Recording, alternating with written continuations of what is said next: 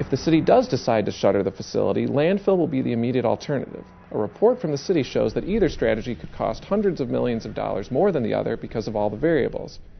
Under its current strategy, Gidra landfills some 200,000 tons of incinerator ash per year, roughly 25% of the waste stream sent to the incinerator, as well as bulk waste. This isn't an issue of do we burn or landfill. This is an issue of do we burn or do we earn? Do we recapture the value of that waste stream and reuse it? We've indicated in this report that recycling is a critical component part of handling the waste stream in the city of Detroit. So we don't disagree on that issue. Realistically, you make one a priority. You're either going to burn it for your BTUs or you're going to recapture it for your basis for materials recovery and industry and new materials. I've asked that question many times. I don't get the math of how you can say that you're going to have aggressive recycling and keep an incinerator. If the city decides to continue operation of the incinerator while implementing a comprehensive recycling program, the amount of residential trash going to the facility would decrease. In order to make up for this potential loss, Gidra would have to increase the amount of trash it takes in from private haulers.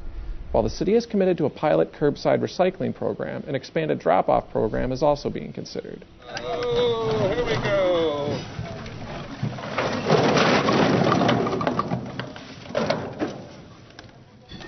To supplement the current drop-off center that Gidra operates, several community-based recycling programs have sprung up across the city. Okay, people. Let me try to grab it all together. So let me go like this, and then that. Cool. Thank you, sir. Yeah. Oh, no legs. No legs.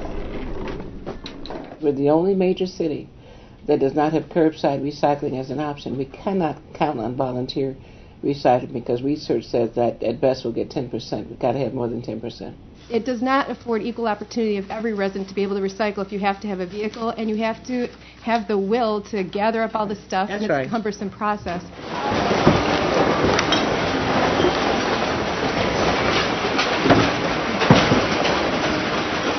Socorro, again, is 12 communities.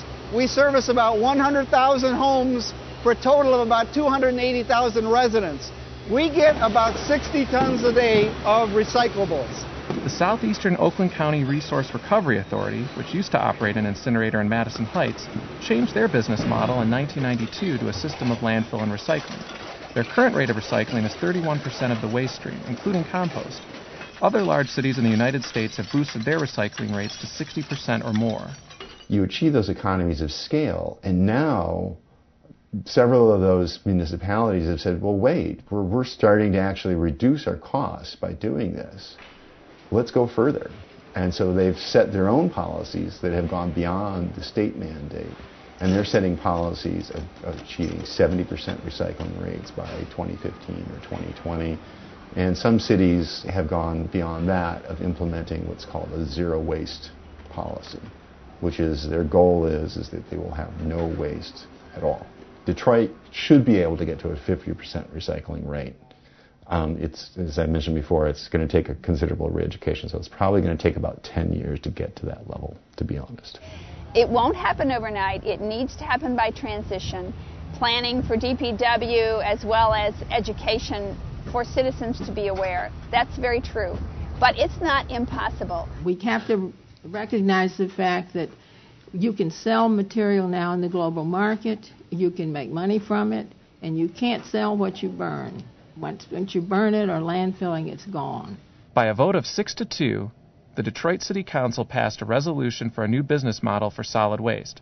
Their power in the issue is limited, however, and a final decision will have to be made by Gidra under oversight from the mayor's office. That decision is due June 1st, and any efforts to continue with incineration could result in legal wrangling between City Council and Gidra over a budget. Opinions about the city's decision are mixed as the deadline approaches. Everything in my life has shown me that if citizens raise enough hell or heaven, depending on your perspective, at the right time, with the right focus, and with the right demand, unyielding, change will come. I think our biggest danger is that somehow or other we get re-signed or continued into long-term contracts, and that's a great concern to all of us who are working on this issue. The city could renew the lease with the for a 4-year period. at a certain price of $2 million as specified in the agreement. That does not preclude a ramp up on the new business model that we have thoroughly analyzed from many consultants on what it would take to have a full curbside recycling program in the city of Detroit. Let us proceed with open hearts and open minds.